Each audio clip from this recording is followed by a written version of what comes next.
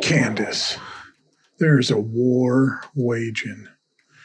It's waging all around us at all times, every aspect of our life. The battle is forming. Candy? Yes? There's a battle for your mind going on right now. And let me tell you about it, young lady. This battle is intense. It's severe. All sorts of wicked sorcery and demons are coming after to control your mind. And we have to capture it.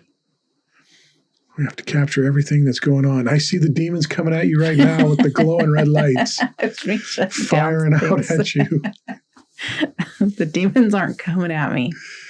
I mean, that could be your perspective. A battle for the mind, and the good and righteous shall prevail. So, who's the battle between? Well, we'll get into that in a little bit. Okay. Currently, we won't reveal our sources. We won't reveal the enemy. Okay. Because this is waging. It's been waging for all eternity. All eternity. All eternity. Okay. This battle. I don't think you need to put all in front of eternity. It's a little redundant. All forever eternity. Forever and ever. Okay. So, let's get into it. Let's talk about this battle, what the sides are, what it really is, what we were taught it was originally, and then see where the hell that leads us today. On, drop the stones.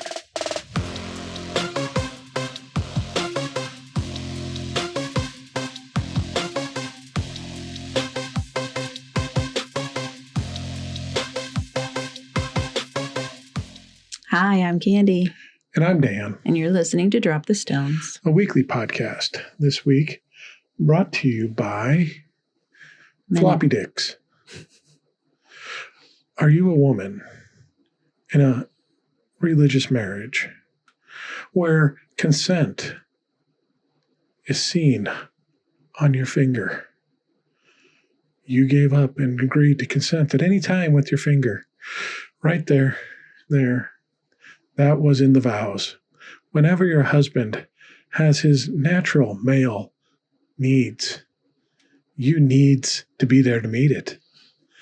Well, or you can buy floppy dicks and give him a pill, and it will make his dick real floppy, and he won't want none. Very good. You got floppy dicks. You know what it's all about. I do. I can figure. I know your brain. Floppy dicks.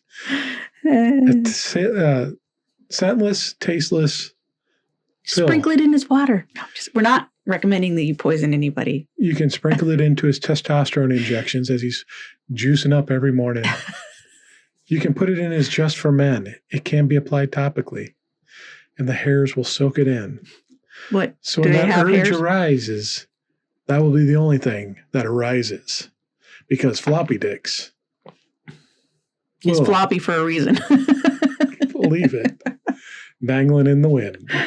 Oh, God. You give me some floppy dicks. Just kidding. Don't act like you haven't been taking the free comps we've had.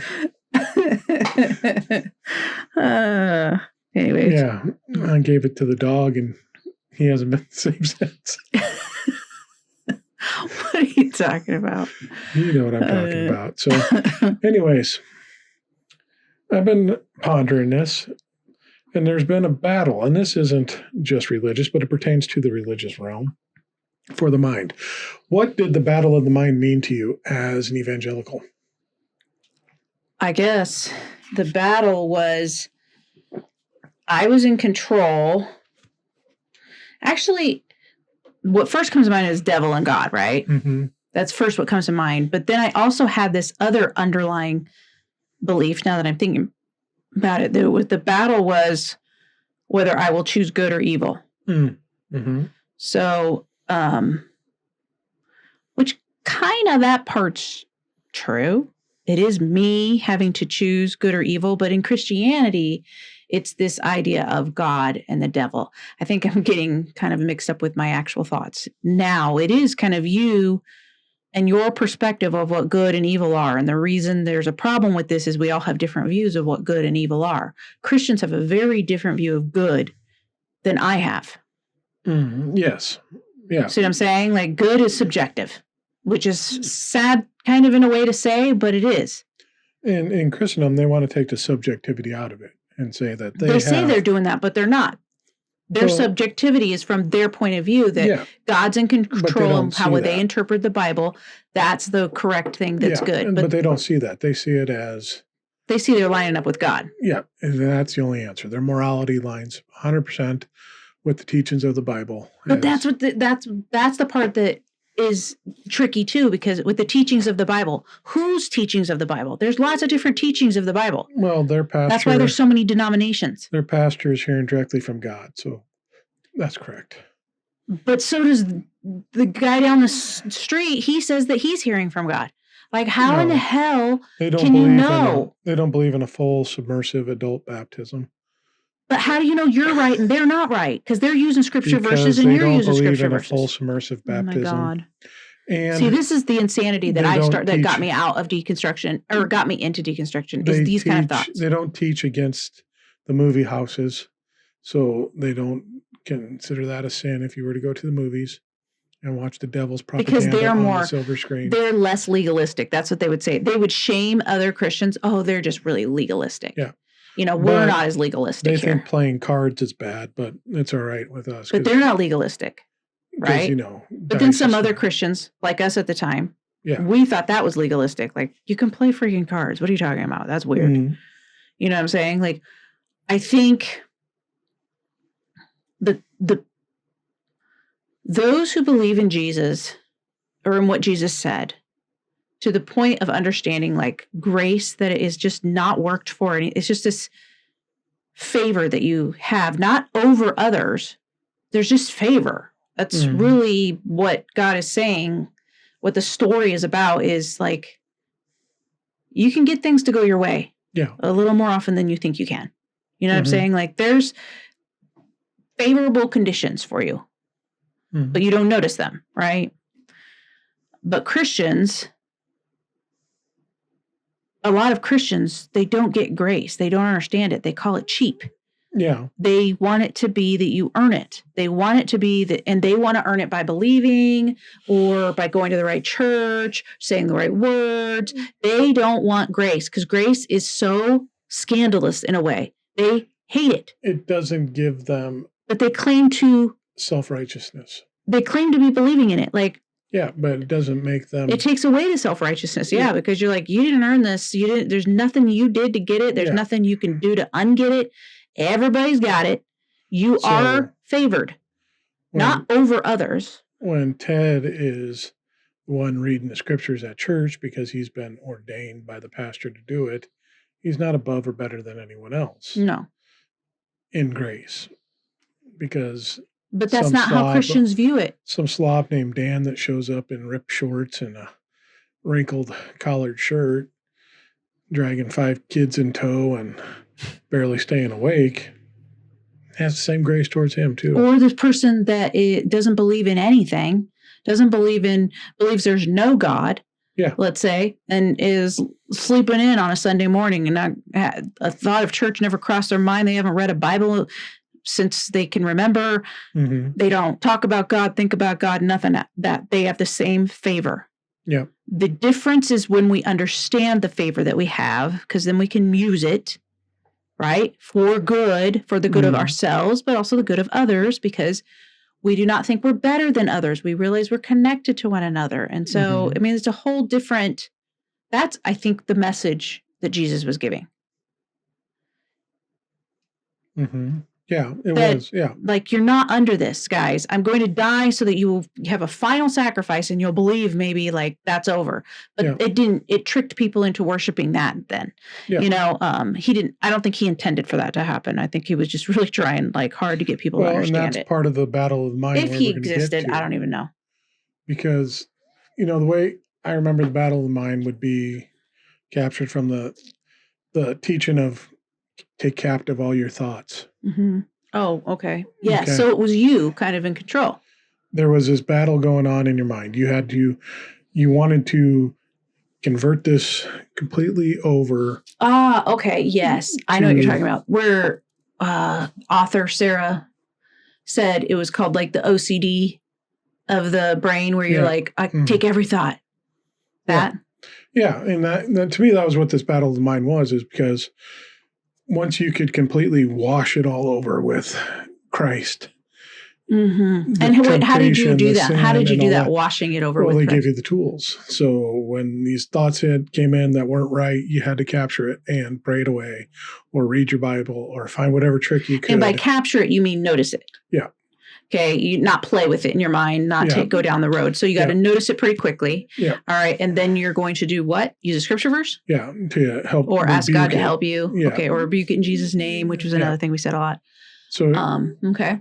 That was kind of what I remember being taught. Yes. The whole thing was to constantly be in control of everything in your mind, which it's torture, kind of torture, and it's impossible to do. Yeah. And it can make you go crazy, because guess what? When you're always trying to do that and to see if the thought is good or bad, and then try to shame yourself out of the thought, you can't control the thoughts that come into your head. Yeah. You cannot control the thought. You can decide what to do with the thought, but you cannot control the thought coming in, and that's not your fault. You don't have to repent or feel shame over a thought that comes into your head. Yeah. The only time you're missing it is if you start to play with something that's going to take you away that you don't want to go. Yep. Stop playing with yourself in your mind.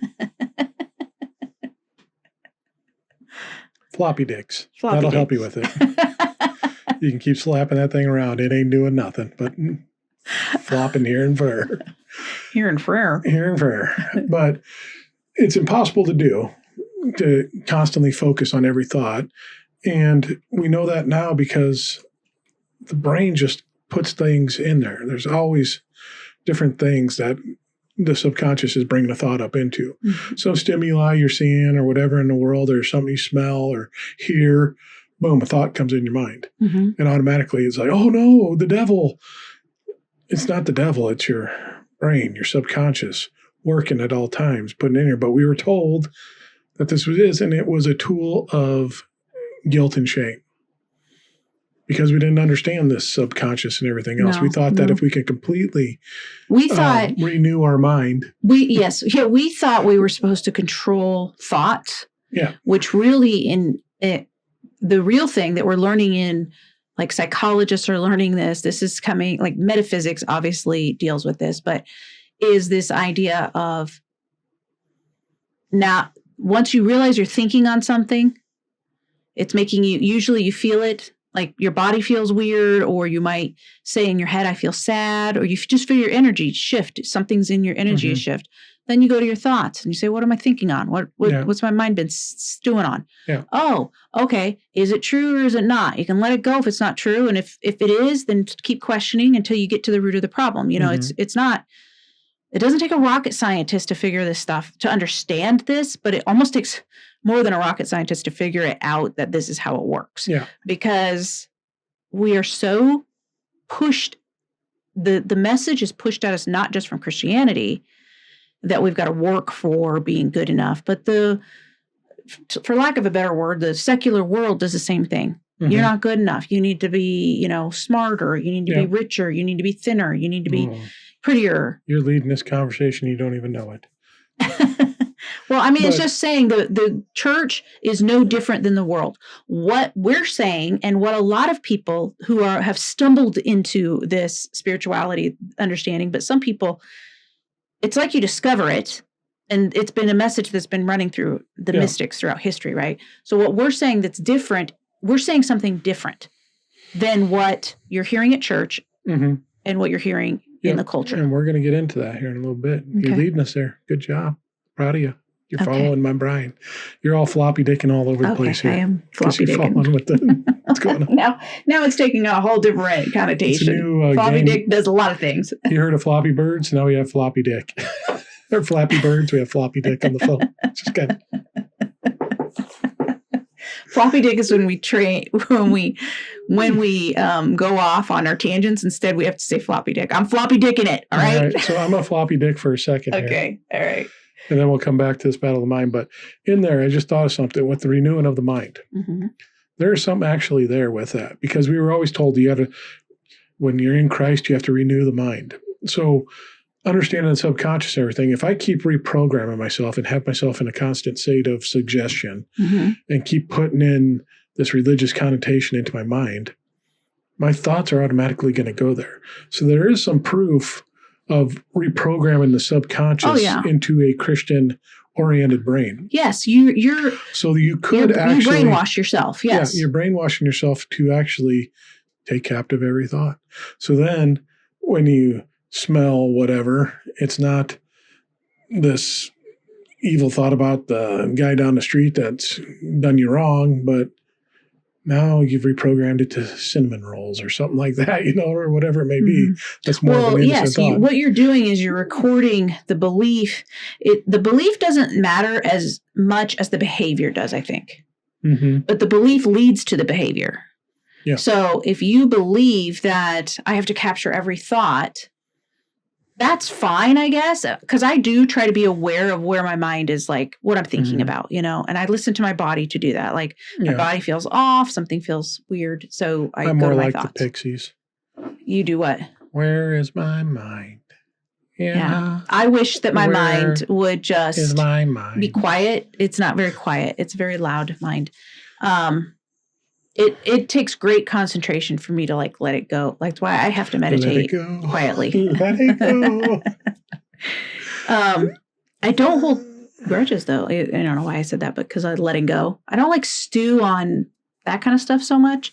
More negative stuff about myself. Yeah. Or now it's just thinking about all the things I got to do. But anyways, I floppy dicked it.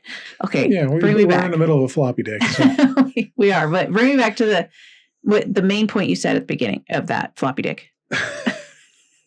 It's that we can actually reprogram our minds. Okay, yes. They're reprogramming their mind. And that's what the church is trying to do, is teach people how to reprogram their minds. Yes. So that they can constantly focus on this. Okay, because they're using hypnosis. Yeah. That is why.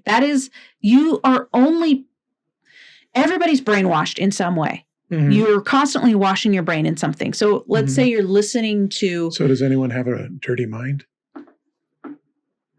A dirty mind? What does dirty mean? If you're constantly washing your brain, washing your mind, how can you have a dirty mind? You can't really. You can have a perverted mind or a twisted mind, but it wouldn't be considered dirty. I mean, I guess that's a joke. That's going over my head. That one was so on the nose. I know, but sometimes when you do that, I try to ignore them. And I just brainwash myself into ignoring your stupid jokes. See, it is possible. And I will just take it very literally, and then what? I don't know. You do what you got to do. So now you broke my train of thought again. So we're floppy dicking and rewashing the brain. Oh, yeah. Just everybody's brain in church. They are using hypnosis. We've talked about it before. And they are brainwashing you into, why do you think everybody in evangelical Christianity, almost everybody follows Trump? Almost all evangelical and fundamentalist Christians, they believe very much the same when it comes to politics. Yeah. Because, and politicians were not stupid with this. The politicians that joined forces with the Southern Baptists, like Jerry Falwell and those guys, I think those were Southern Baptist. They were evangelical, maybe. They joined forces way back in the 60s, 70s, maybe? Probably somewhere in there. They joined forces and came up with eventually working together, came up with the idea of abortion. Yeah, that was in the late 70s. When they got such an atrocious view of what abortion is in people's heads that anybody who loved Jesus would love babies, right? And they've got this picture of babies, even though at 9 weeks and 10 weeks, it looks like a pile of cells. Yeah. It's not even big enough to be called like a fetus, I don't think, until a certain stage where it actually starts to look like somewhat has some human features. But they have convinced people by brainwashing them Yeah. into this single vote, and it has worked because they played the long game. Yeah. It worked. It took decades and decades, but they've finally gotten here. Now we're at the pinnacle or the climax of their grand scheme, and they're not going to win in the long run, but how long? I don't know. Yeah. But that's really, I know that's like a floppy dick in it, but that they've been using brainwashing in the churches. They've been getting preachers that we heard that way back, where people were going around. I didn't know who was in charge of it, but I heard like in the South, they were trying to get preachers to get into politics. Yeah, that was the Duggars faith. Was that when we IBLP. started to hear about it? IBLP was, and that's why they were on the show and everything too. They wanted to have thousands of kids so then they could raise their kids up a certain way to be business leaders and Get in the government and interesting. But yet we're seeing the perversion that came out of, that their son got caught into. Yeah. And that was because of the way he was raised. Yeah. So training of mind, that's possible. You can renew your mind. Mm-hmm. It's plausible. You're supposed to be doing that. Yeah. Yeah. And it can be done. And I think the church knows this because then they can control that mind. And I think this battle of the mind was always focused on trying to guilt and shame you into reconverting your own mind. Mm-hmm. So what I think really the battle of the mind is not this idea of, if we were to step back and look at it objectively from 1,000-point view, and that's tough for us to do as deconstructing from the faith, but I'm going to try to do my darndest. Well, I think you can do it easier than people in the faith can. I think the battle of the mind was over control of the mind. Yes. And who's actually in control of the mind. But didn't you think it was between God and the devil? Yeah, because you were told that. But yet it was you. You were involved somehow. Yeah. Like which one will win? It was up to you. Let me put this statement out. We can kind of move on from, kind of build off of this. I think that someone that is well self-centered, self-aware, and has just this good idea of self. They're confident in their own self and who they are and what they are and where they're going. Their mind is tough to control. It can't be manipulated. Mm-hmm. It can't be formed. That's unless you hypnotize them some way, yes. Yes, unless you hypnotize them some way. So that's why Christians go after who they go after. And that's why Muslims go after who they go after. They're in the prisons. They're in the homeless shelters. They're dealing with youth, and they're also dealing with youth. These are all people, though, I will tell you, they are in suggestive states. They are already in states of hypnosis. Yeah. Children are into hypnosis until they reach the age of like 8 or 9. And then people in like these situations, like they're incarcerated, they're in hypnosis. They do exactly what they're told when they're told. You see what I'm saying? They will follow. They're very suggestible. Yeah. I mean, look at your family and how you're going to know who I'm talking about without it, but the ones that evangelize all the time, mm-hmm. they don't talk to me very much Mm-mm. because they know it's wasted time. Mm-hmm. Because their message won't manipulate my mind. They try to go with you, but they don't understand who you are now. They're still building off the old Candy, mm-hmm. who was very suggestible, very much a people pleaser. They get irritated with me when I don't bend because they claim it's arrogance rather than like confidence in like, if they could convince me, but they haven't convinced me. The people with the self-confidence have control of their own mind. Mm-hmm. And I think that's where the battle is do you have control of it or does someone else have control mm-hmm. of it? And that's what we have to focus on. Because when you get outside of it, whether it be religion, politics, friend groups, anything like this, peers and all that, are they controlling what's going in your mind? Or are you controlling what's going in your mind? News media and all, social media, everything like that. So these people that are constantly out looking for likes and looking for followers on social media, the alpha bros that are constantly wanting to build their criteria and have little young 12-year-old boys be like, that's what I want to be, mm-hmm. are so not self-confident, not No, self-assured. they're super insecure. They're putting on Anybody who has to claim they're an alpha male is super insecure. Yeah, they're very insecure, so they're easily suggestible. Yeah. That's why they kind of follow each other's. There's no real lead. There's no real alpha of the alphas because they're seeing and building off each other and seeing what's going on. They're following each other. And that's why they all look the same and act the same and do it, because that's a pack mentality, a beta. It's very much beta mentality of this is what we need to do to gain the appreciation of everyone else, because that's all they're looking for. They're looking for their validation outside of their self. They want to be included, which is a natural human desire. Yeah. To be part of a group. In church and politics, they want to control the mind, because then that's where they get their power and influence from. If they're preying on this need of ours for community, that's what they're doing. They're preying on for acceptance. But yet they're keeping us divided by dividing us between men and women, between black and white, between gay and straight. They're trying to do all they can to cause division amongst us so that we hate one another, and we will look to communities that are in similarity to us. Yes. Which makes us weak. If we stop getting in groups that are just similar, like I've heard the president say something about we have unity when he was talking about this big, beautiful bill or whatever they're trying to pass, right? Yeah. I want to make one comment. Remember your thought there. One big, beautiful bill. People, I don't know how this is recording, but Candy's video is lagging a little bit, so it's not the audio. It comes back and matches up eventually. But you did earlier too, so I don't know. Every now and then it's lagging, so just deal with it. Yeah, deal with it. Okay, we're trying. I'm not going to put that much time into editing to give it. So the big beautiful bill. The big beautiful bill. He said it's going to pass. We have a lot of unity. So this is something I've noticed lately when a lot of politicians, specifically a certain side that I've heard it from. I haven't heard it from the other side so much, but I'm sure they've used it this way too. But unity to a lot of evangelical Christians is conformity. Yes. Which are not the same thing. No. Unity is we are unified on one message.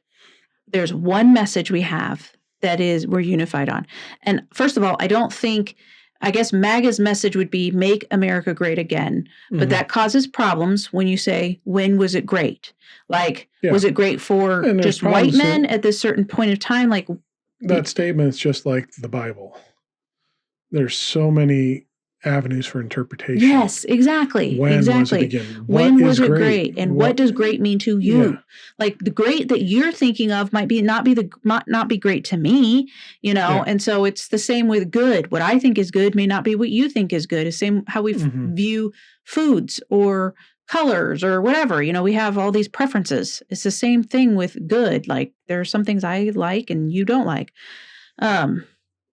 But he uses it that way. And I just think they don't want us to have unity. True unity would be like, hey, we're all equal. We have a lot of diversity, which makes us beautiful. I don't want everybody to be like me. I want to be me. I don't want everybody to be like me. I don't want to be like everybody else. I want to be me. And I want you to be you. I want you to be you. You know what I'm saying? Because it's interesting. It makes it interesting. When we're all the same, it's very boring. And that's what Christianity... That's why it's called vanilla. That's why, they put white people under that, but I guess I just don't identify that way. That vanilla is just, even though vanilla ice cream isn't bad, it's trying to say like everybody's the same. Yeah. It's boring, right? Yeah. It's and honestly, if you look at the church, a lot of times it does look very vanilla. Everyone kind of conforms into the same look. Yeah.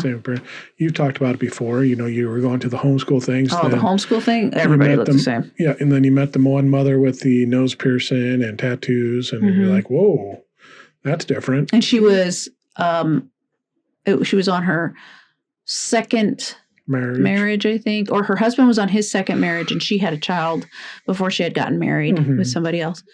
So, yeah, it was shocking to me because they weren't. Even though my parents, when they got married, it wasn't perfect. Perfect according to Christian standards, right? I'm sure they faced some shame for that. But they expected us to hit that perfection if we could at least. That's what I tried to do. I tried to give him that, but it didn't end up being enough anyways. Yeah. You know what I'm saying? So it's like, I don't know. So yeah, there's a lot of conformity in there, and conformity, I mean, It keeps shifting. yeah, and conformity is just blind agreement. Yeah. To this is, you have to agree to this. Yeah. And this is what you're going to believe now. It's more this like loyalty. Yeah. Above all else. Loyalty can be good to an extent, but there's a line you have to have. You have to be loyal to yourself most of all, right? Your own convictions. The problem with that is that they'll claim it as unity, but there's going to be people that internally are dissenting from this unity. Oh yeah, internally, which will eventually cause problems. That's why it can't win in the long run. It's too weak of a force. I mean, even with the Great American Bill, it's not passed committee. You mean the Big Beautiful Bill? Yeah. You just call it the Great American Bill. It'll probably be called that next week.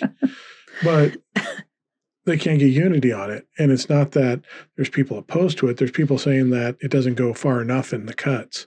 There's a few that won't vote for it because they don't think it cuts enough of the social programs out. And then there's a few that say they're not voting for it because it cuts too many social.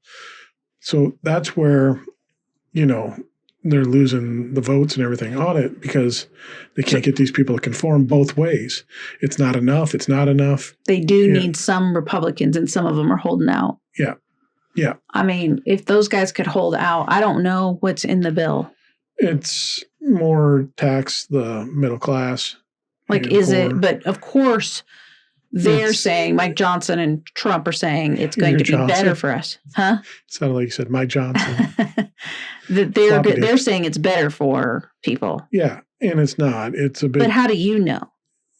Just seeing the breakouts of what it's about. It's supposed to be better for the people, yet it looks like on some of the... it's really benefiting the rich mostly. The questioning on it, the taxes went up on the middle and lower class, and taxes are still being cut extremely high. They're keeping the 2018 business millionaire tax cuts in and maybe extending them a little more and giving them for a little millionaires? bit more. Million and billionaires. 2018, that's when it started with the first Trump administration, and it expires this year. That all these guys got these huge tax breaks in the corporate world. Yeah, because there's tons of loopholes too. Yeah. They don't pay really anything in taxes, I don't think. To make up for it, they're taxing a little bit more on the people that don't have any money. And all the stuff that he promised, no tax on tips, no tax on Social Security, no tax on overtime, doesn't appear anywhere in the bill. So everything he promised the lower class people that he would do, he's not doing in the bill. So is there cuts for people with businesses? Because I'm like, then everybody should come up with some sort of business and make it their own so they can have the loopholes that businesses get. There is, but I think it's more gain to the people that have enough money that can play with it and do the shady shit that the millionaires and billionaires do. Like what Elon did when he sold off his shares of Tesla to himself in a different company and then considered it as a loss, so he could claim it as a loss. So from one angle, he lost it, but from another angle, he gained it. And then he can apply that loss to his business. And it's a whole... That should be illegal. It should be, but it's a loophole that's been established. So they can sell it and do this stuff to help to gain their business and gain even more money out of the whole thing, even though they're losing money in the stocks.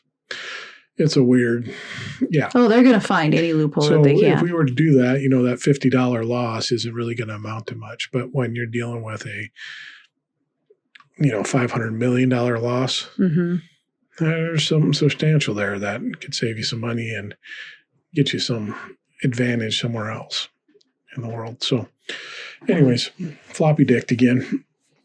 It's all right. No, it's all right. We're floppy dickers. We are big floppy dickers around here. This battle of the mind, I think the people, it's a battle for control of your own mind. And it might be a tough concept for some people to understand because they don't have control over their own mind. They're still being heavily influenced by whatever. And I'd say that's a majority of people in the world. Yes, it is. By no means are we perfect in this. We still get controlled by each other, and others, how they do things and how the world just works. But the more and more you can get more control over what's influencing you. So it's kind of like if I'm watching social media, can I just look at a video and be like, yeah, that's right, and get all excited about it without even thinking through it? Or do I take it and think about it, all right, is this possibly true, and reason through it? And as you can see, this type of mental exercise it's exercise. Yeah. It's effort. It's not super easy. It's much easier to just believe, oh, I watched that, I got all riled up. It's much easier. Now I'm angry. Instead of actually like, first of all, did they even tell the truth? Is this true, what they just said? That takes so much more effort. And if it is true, what do I do with that information? Am I going to be mad at my neighbor? Am I going to do something cruel to them? Am I going to take away their rights? Like, you have to start thinking through those things instead of just tell me what to think. And I have heard people say that. I just like someone to tell me what to think. And that's super lazy. Many people do. It's lazy. And that is what we're kind of taught to be in evangelicalism. You think about a more practical ones. All the people that Fox News is my only source. Yeah. Or Newsmax. Those are the people that don't want to work. They just want to be spoon-fed whatever bullshit's coming out. And the same on the other side. I only listen to CNBC or NPR or whatever it may be. And I'm not going to take anything on the other side. Well, you need to kind of validate and be like, okay, these are two opposing thoughts on the same issue. Which one is true? We got to figure it out. Instead of just believing this is true, he did this, he did that. And it's like, okay, got to do the work on it. Yeah. But the battle of the mind really is for that control. And people are constantly trying to control it. And organizations and systems are constantly trying to control. They want that power, your mind, because that gives them power and authority over you. And it's not about religion. I don't think God and Christ were talking about given to the system of the church so that they can power and authority it's basically over you. Don't give your power away to anybody. Recapture your power. Yeah. Like you have it. Don't stop giving it to others. Yes. Stop letting other people. This is what purity culture should be. Yeah. Protect your power. Yeah. I mean, that's really true. The purity that you need to have is to protect your power, that it's yours, and stop giving it to people and then letting them. And then the thing is what's natural is you turn around and blame them. Yeah. Which children, I think, have every right to do. Someone who's of adult mind, though, that has a clear mind, that is still giving into it, there came a point where you're like, I had to take responsibility. Okay, Christianity taught me to parent a certain way, right? And I was taught that by watching it from my parents and then being taught it. And then I grew up and I learned it by watching you. And you mimic it because you think that that's the truth because you're whatever you're taught, right? Now, before I understood that, I can blame that was my upbringing. I didn't do that intentionally. I was doing it, but I still have to I don't have to carry the blame for it, but I have to carry the responsibility for it. Yeah. Now I've made a mess of things. See what I'm saying? And I have to sort through relationships and do all the things if I understand this now. But before that, it's like sometimes people don't want to hear this because they don't want to take responsibility for where they are in life. Yeah. But it's supposed to be empowering. And if you're not hearing it as empowering, you're not hearing what we're saying, I guess. Yeah. And that's a big key there, too, is people don't want to take responsibility. Because once you take responsibility, you're going to have to be accountable for a lot of shit. Yeah. That you may have done. And you have to look at your life and go, I'm the one that's got it here, and I'm the one that can shift it. And some people want to say, you can't say that because there's people in very situations. But you always want to tell somebody that there's some power within them. You always want to tell somebody there is something you can do. Look around for anything that you can do to make it better. But there's something you said there too, because in the religious system, you have that scapegoat. The devil is the one that made me do it. It's not my responsibility. I'm not accountable. The devil tempted me, and I fell for the devil's wiles. So it's really not my fault. The devil made me do it. In politics, it's, the other party did all this. The Democrats made me do it, or Biden, or whatever. They did this. They put me in this position. So there's always something else to pin the blame and responsibility on. So you can bear some of it, but not 100% of it. Truth of the matter is once you realize that you're in the position you're in this life because of the decisions you made. I think I did a TikTok the other day about this, where you're going down the road of life, and I compared it to the old, there was 2 sets of footprints in the sand. And then every now and then there was just one. Yeah. And then 2 and then 1. Well, that's where I picked you up and carried you. You'd be like, no, that's where God left you. Just kidding. There's only been ever 1 set of footprints in the sand, and they've been yours. Yeah. And then you come to a fork in the road every now and then, and that's a decision. Some incident in your life, some decision you need to make, something that happens, and there's millions of these in a day that you have to do, and there are different forks that you take. And they're going to lead you down a path. And as you keep making these decisions day after day, they're not good or bad. They just have consequences. Every decision has a consequence. So if you find yourself in a place you don't want to be in life, you can go back and see all these decisions that you made and take accountability for it. Wait, I'm going to stop you here because I agree with you here. But this is the pushback that you can get when you say this to people. Because we're white, okay? There's privileges that we have because of the color of our skin, that is undisputable. In our country, yes, there is racism, right? And we are on the side that gets treated better for the color of their skin, right?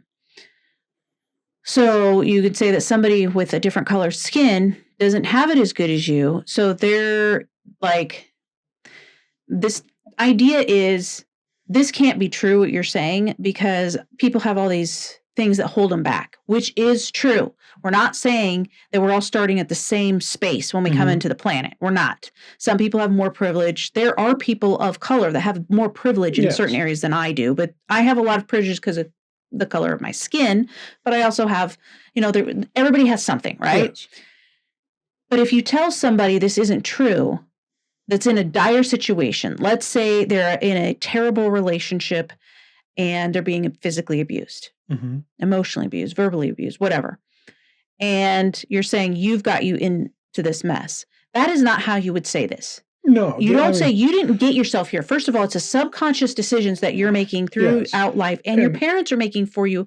And you can't control everything that happens to you, but you are making decisions on how you respond to what happens to you. Yes. And that's the beauty of being me. And I can take any emotional regulation out of an explanation and make it very textbook. And like that. What you're saying is textbook. Yes. So, there's going to be situations that you find yourself in that it's empowering. Yes. Aren't pleasant, but you can make decisions to get yourself out of it. So when you're talking about race and it doesn't mean that when you started this path of life, everyone started at the same starting point. Some people are started at a disadvantageous and we don't all have the same ending point. What are your desires are different than mine, just right? based on their genetics. They were at a different disadvantage. And that's unfortunate in our world. We have a systematic issue in our country, but you still make choices. It doesn't mean that, if I made all the right choices, I could be above all, the white people in the world. Unfortunately, that doesn't necessarily ring true in America. And it's not, the point is we're not supposed to try to want to be over one another at all. Or be in this privileged area. Yeah. There's plenty of people of color that are very successful doing things that still have just problems to deal with in life just because of the color of their skin. And that's just a simple choice. But if you understand that there's different areas that you start out at, and some are more advantageous than others, but you still control your path. It gives you the power to get yourself out of situations because you can make decisions. It's not hopeless. If you're in an abusive relationship It's bad. It's tough, but it's not hopeless. You can make some decisions to get out of it. If you get to the point of hopelessness or feeling powerless, that's a problem. Why this message should be shared, because some people don't like it. They're like, we're not telling people not to fight for social justice. No. Like this can encourage people to fight for social justice in the areas they see they are passionate about. We can't fight for every social justice. Some of us are passionate about different things, right? And that there's a reason for that. So yes, you stand up for social justice, which is fairness, not, women being better than men. That's not the goal of, that should not be the aim. That's what you say. Okay. And that's what a lot of I've noticed a lot of these guys think that feminism is about women being better than men. And they're afraid, just like they are afraid that Black people will do to them what their you know what I'm saying? Like what was done to their ancestors. Same thing they think, these men think of women, that women would lord it over men and want to be in control and kind of treat them cruel. And, and that's not the case at all. It's women just want to be treated as equal. Like I'm a partner. I'm not subjected to you. I'm a partner. I stand side by side with you, not underneath you. And that's really a very powerful position to be in. And when you think of yourself that way, when you think that you have some power in the situation, when what we're saying is you have some power over where you're going to let your thoughts go. So if you're in a situation where you're in a very bad relationship and you just say, I'm stuck, and you keep saying that to yourself, and I'm powerless in this situation, that doesn't help you. And now you're dependent on somebody else to come and rescue you. And nobody's coming to save you. You got to save yourself. So what the message we're trying to get across, and we're saying in so many different ways, and so many people like us are saying the same thing, like it's inside of you. There is a way out. It's inside of you. And it starts with the very first decision to stop saying you're stuck. Start saying, there is a way out. I don't know what it is yet, but I'm going to find it. That kind of talk, then the subconscious will start to shift and start to look for ways out. It follows your brain. It follows your mind where your thoughts are at. And it's just like, I'm stuck, then I'm just going to stay stuck. And I'm going to be really, really sad about it. Yeah. And I'm going to be really, really angry. And I'm going to get bitter. And I mean, that's how the subconscious works. And I don't know if people in church know this. I don't know if people I don't know if they know what they're doing, but they are using the same sort of, they're using these truths and this power, but they're using it against you. They're using it against you. And you need to figure out that it's true so that you can actually make it work for you. Yeah. Yeah. But that's how they're getting the control of the brain, is because they know it and they're shielding you from understanding this. Yeah. Because a lot of the messaging, think about the messaging we had in the church. You're weak. You're worthless. You deserve hell. You deserve hell. You're an enemy of God. You're an enemy of God. There's separation because of what you've done. Yeah, all this negative stuff. Your heart is evil above all else, I think is another verse they use. You hear this over and over and over again. You start believing it and you start separating it. Especially when you're taught it as a child. Yeah. I mean, you don't really know anything else. So then you're constantly, well, what can I do? What can I do? And you're looking outside of yourself instead of saying, no, wait a minute, let me look inside.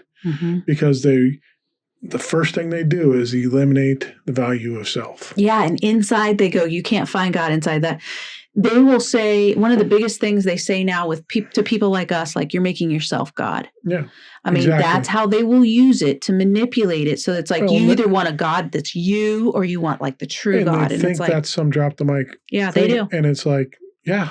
No, that's true. And that's exactly what was said to Jesus at one point. And he said, doesn't it even say in your scriptures that you are gods? Doesn't it even say that in there? That's what he says to the people that say it to him. It's like, yes, I'm God or I'm divine, but I'm not all of God. Like, you're a piece of God and I'm a piece of God and that's a piece of God. And that's, it's all one. It's just one. Yeah. We're just like fragments of the same source. One of my kids, if I start telling my kids, you're not part of me. Yeah. You're separate from me and you have to earn everything to come back to me. Yeah. For me to love you and accept you, you also have to claim me as your father. Yeah. But yet you're not deserving of me. Yeah. And you have to work at it too. Yeah. To prove your worth. So you get that message in and it destroys self. And that's what they want because the power is in realizing self. And who's they? Do you okay, so if they're not doing this intentionally, what is the point of having power over us? What do they want? They have all the money. What is it that they're after that we're not giving them? Not enough. I know, but it's not money then. Is it a game between who can sway the masses back and forth, or what is going on? See, I think they've gotten so lost in it themselves. They think this is the answer. What's the answer? That this idea of pushing your faith on everything. We have to spread it all over. And this has been happening for that. You think about manifest destiny. We need to explore all of the world and put our values out into the world. These people are savages. They don't know what's going on. Look at them. Yeah. They're wearing loincloths. Yeah. Oh, the humanity of it all. They need to be fully covered in suits, head to toe, and no elbows showing. Women cover up to the ankle. So we clothed them and put them in this stuff and took away their culture and everything. Gave them Bibles. Gave them Bibles. And we justified it by saying we gave them Jesus. Mm-hmm. But we gained all this wealth from it, too. They justified enslaving people and claiming it was good for the African people that were brought over because then they knew Jesus. They gained wealth and power from this. They became barons and they became saviors. And saviors. It made them feel good about it. Mm-hmm. And it's been going on so long, people have lost themselves in the system themselves and just keep operating the system. It's now they're saying like they're trying to like bring Jesus back, but I don't know where that was ever commanded that you should speed it along. Like God already knew when it was going to happen. So why are you trying to speed it along? Just vote what's in good conscience instead of trying to vote like in really crappy ways to make the earth get worse and worse. Yeah. So I think they're just so lost in it themselves and been so duped themselves, the people that are actually leading it. It's the system that's the issue. It's a system of the churches that have been established and moved. That would be the Christianity. But what like people like in politics that are not Christians that claim they are or they get lumped in, you know who I'm talking about. Yeah. They're not really Christian and they know it and they've said that. What is their end game? I mean, they have money. Power and control. But for what end? Look at the character. To control people to do what? They've making money off of them. What do they want from them? Think about some of the people that are in there. They have very much narcissistic tendencies. So what do the narcissists want? They want validation from people. So the one that's in office right now wants people to bow down and say, thank you. You were right. You are the best. You are the greatest. He either needs pity or he needs praise. Yeah. Yeah. So that's what he wants. And that's what he's shooting for. And he wants the wealth and the power. Because it's all about controlling everything. I have the most influence on everything in the world. I am better than everyone else. I'm the savior. Yeah. That's really what. Savior, and then you have Christians following that person as though they are a savior. And it's like, how in the hell are you so hoodwinked? It's crazy. Because they're so, like he fits the description of an antichrist more than anything. Yes, but the people in that mindset are so in trance state from their religious background that they just fell right into it. Yeah, it's just crazy. They got swooped up into it. You know, it was, they're already ready for me to put out this message. So here you go. And they bought it up hook, line, and sinker. So, yeah, it's about influence and power and control. They want to have absolute say. And it's what Timothy LaHaye thought the whole book of Revelation was going to be about, absolute control and dominion over the world. The problem is that the church that he follows is the one that wants to have the absolute it's control. Like, how is the irony? It's just lost. Like, guys, the hypocrisy, that's where it is, the hypocrisy. We want control because we're the good guys, but they're actually the bad guys.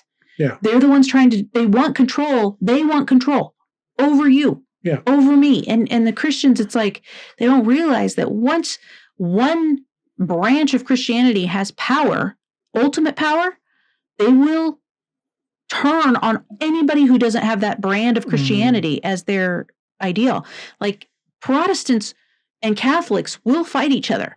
Yes, but if one of them gains power, they are going to, especially if Protestants, if it's evangelicals, they will punish Catholics. I don't know that if Catholics will do the same, but they did in the past. You don't have to go too far back in history to realize this. In Ireland, the whole battle in Ireland was between Protestants and Catholics. And when was this? In the 80s.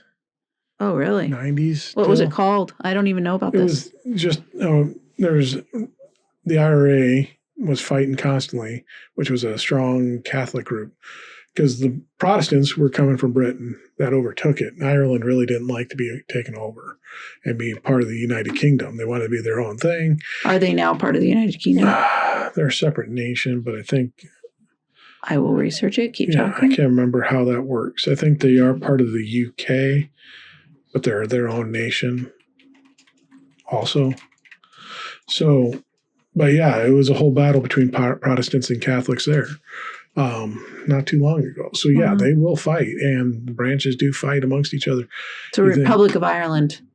Yeah. It's considered. It is part of the United Kingdom, but they are their own sovereign country. Yeah.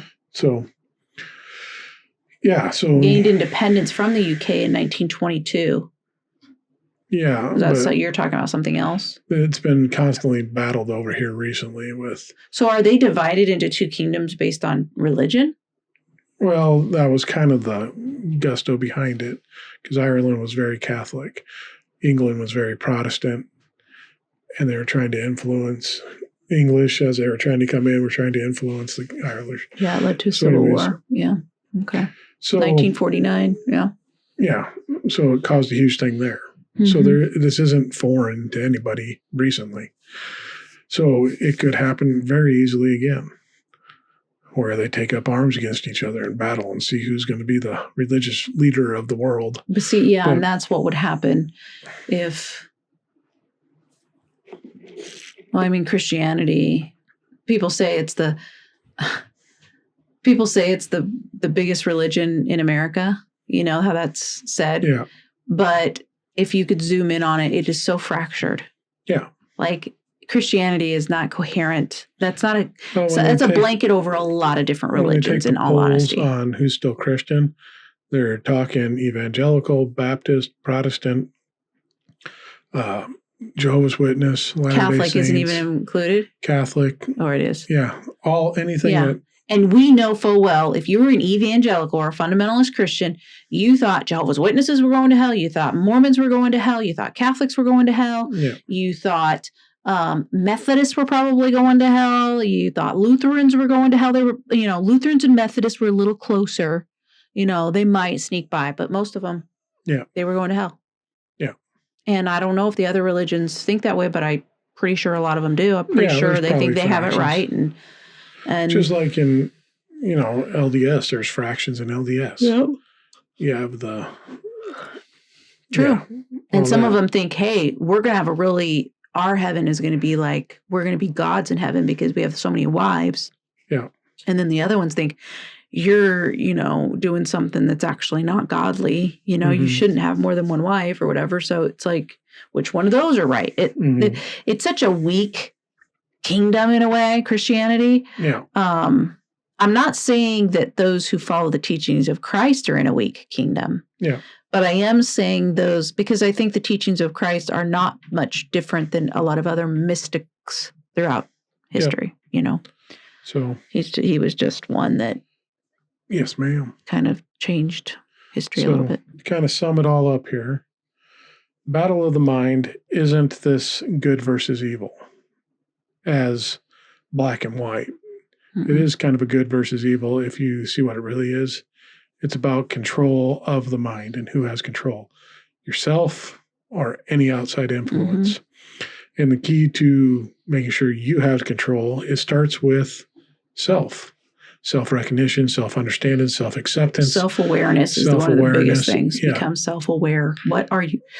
Just being aware that you are even doing. Most of the time we are subconsciously running on programs. Yeah. And it's not easy. It's a lot harder. It's very easy to sit back and just get spoon-fed and get fat on what the But it's systems boring. want to tell you. It's easy, but it's boring, and Yeah. your life will not go the way you want it to. That's for sure. Yeah. So you're constantly, It's comfortable. It's comfortable, lazy, Yeah. easy, boring, and it doesn't end well usually. Or it doesn't end. It will end. It will just end. It won't end. You probably will have a lot of kind of regrets at the end, or you'll just kind of want to get out of here because you're just like really sick of this place. This place has been terrible to you, right? Yeah. And that may be the case for some people. That is okay. It's just what it is. Yeah. But if you don't want it to be that way, realize that you can, like, every little decision that you make, even will I drink this water, or will I drink soda, or will I, stand up and go for a walk for a little bit, or will I continue to sit when my body is saying it needs to move, or you know what I'm saying? All these decisions you have throughout your day. Every decision adds up. I mean, that's where your future is by your daily decisions. That's just how it works. So, and you take control of your vessel then. Yeah. And there's a lot of work involved in that. There's a lot more stress and everything else because you have to decide where you're going. Well, it's not really stressful necessarily. It's accountability. There's a lot more accountability. Yeah, you have to be more accountable to yourself. Yeah, and I'm here because of the decisions I made. Yes, you take responsibility. You learn how to be. So the most mature people can take responsibility when they make a mistake. Doesn't mean you don't make mistakes. Doesn't mean you don't hurt people sometimes. You're not intentionally trying to, and you have to do what you think is, you're constantly trying to figure out what's the most beneficial for yourself and others, not just for yourself. Yeah. For yourself and the well-being of other humans or beings around you. So it's more work, but it's more satisfaction. You're not going to have as many regrets, and you will take full responsibility. You'll just be very mature. You'll be more enjoyable. You'll be a grown-up. Which there's a lot of adults walking around, but they're not grown-ups. No, they're still being spoon-fed. Yeah. They're still on the teat. Yeah. So yeah, listen to what we say. We're smart. My transitions are off here. Go to danacan.com. Check all that out. It's got everything related to us on there, and all of Candy's empire built on there, her blog, her hypnotherapy, her Substack. Oh my. You can get all the links to all the goodness of Candy. Dive into the candy jar. That's what we're going to call that part of the Dive into the candy jar. Dive into the candy jar and get a treat. So go to danacan.com for all that. Go up top, give us 5 stars. We'd appreciate it greatly. That would be the first decision you make, self-aware. And you'll find out that puts you on a good path. You won't regret it. You won't regret it. 4 stars or less, you're going to regret it. Trust me. Because I know where you're listening at.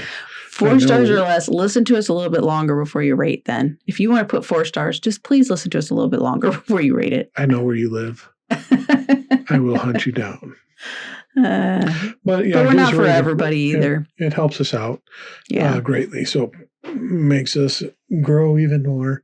So yeah, if you can do that, that'd be fantastic. And if you're on YouTube, hit that like, smash that like. That's what you're supposed to say, Dan. Smash that like and hit the subscribe. Bing, bing, bing. So yeah, that's all we got for you tonight. So listen to us. Because, well, listen to yourself. Listen to yourself. That's Make good. your decisions. Listen to yourself. Decide whether or not this is correct in your own Listen to way. yourself, but also listen to others and then make the decision for yourself. Yes. How about that? Because if we just listen to ourselves, we get a lot of garbage that we'd believe. So. Whatever, right. dude. Bye. Bye. Remember.